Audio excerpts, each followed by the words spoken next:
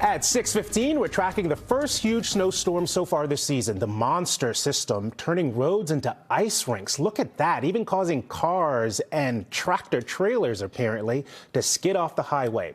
Multiple states now under blizzard warnings. That's terrifying to see. Sure you just think is. about the moments leading up to that. And Tevin was saying the ice is as thin as our fingernail. Yeah, and it can toss a semi right off the highway, Tevin. Exactly. It's called black ice because you're on the road and the asphalt. Of course, it's black and it looks normal. However, there's a tiny sheen on top of that, a very thin layer, almost like paper or your fingernail thickness. And that is what coats the ground. And of course, that can cause a roadway to turn into an ice rink. Here's the latest winter weather alerts with that winter storm that barrels across the plains. We've not only got winter storm watches and warnings in pink and blue, but blizzard warnings here just outside of Kansas City and stretching into the plains of Kansas. And this entire storm will make a beeline eastbound into Virginia, West Virginia, and across the DMV too. This is the satellite and radar of the storm right now. The southern flanks of it does have rainfall through Arkansas, Mississippi, and portions of Tennessee, but even Nashville perhaps will get some snow. Look at the snowfall forecast. I mean, you heard the Kansas City mayor say this is perhaps the biggest storm in about a decade. It truly could be if we see up to a foot of snow across the Kansas City metro area, and even in and around Louisville, walking away with about 8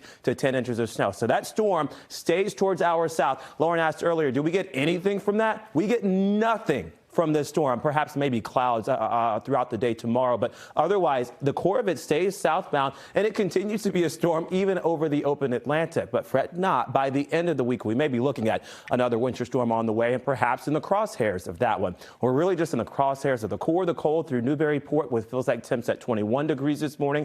Swampscott and Lynn at about 24 to 26 across the North Shore, and Cape Ann and across portions of the South Shore. Down to the teens right now in Plymouth at 17 degrees, and even Pete down too cannot escape the cold. 33 at the height of the day is the air temp. The bottom number here is the temperature you should dress for. So about 8 to 10 degrees for it feels like temperature deeper into the evening and overnight. And even tomorrow, there's no relief from the cold. 17 for a morning low temperature on Tuesday, and Wednesday we're right around 18. So each morning this week for the kids headed to the bus stop. I know a lot of folks, got out of the routine or out of the habit during the holiday break. Going back to school this week, you need to have that winter coat handy. You need to have the coat handy too if you're headed northbound to do some skiing. It does seem like because of the cold air, we'll get a few bouts of snow for northern New England through Stowe, Vermont, and also Mount Snow. Pat's Peak, while there's no snow, because of the cold that we have, I think snow making is very likely ongoing this week. Our high temps today across the region at about 34 to 35, so just shy of 32. It's not going to be a warm day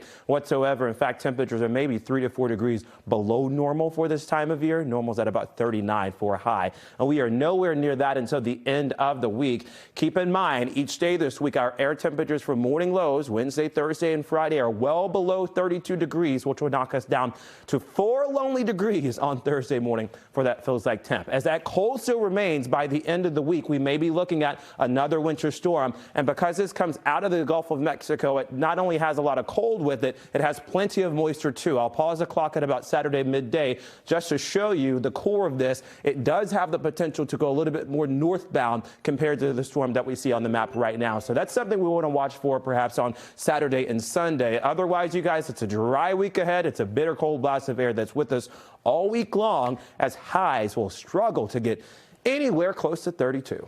Can we even call it high if it's not at 32? We need a new name for it. The warmest temperature of the day. How There about it is, that? yeah. I'll be layering all the clothes.